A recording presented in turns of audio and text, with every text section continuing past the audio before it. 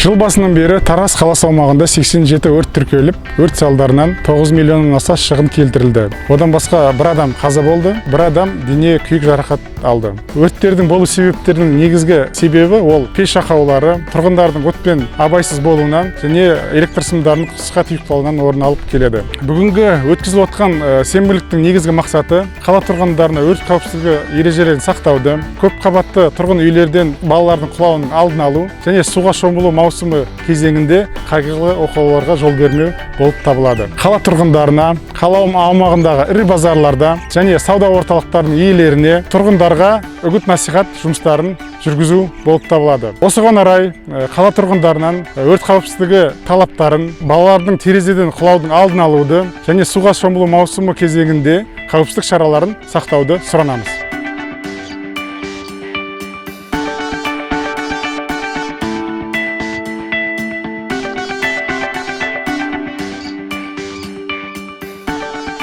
Біз Қызылай қоғам еріктілері төтенше жағдай департаментімен бірге күнделікті халыққа өрт қауіпсіздігі жайлы үн-қағаздарды таратумен айналысып жүрміз. Және коронавирустың алдын алу мақсатымен үгіт-насихат жұмыстарын жасап жүрміз.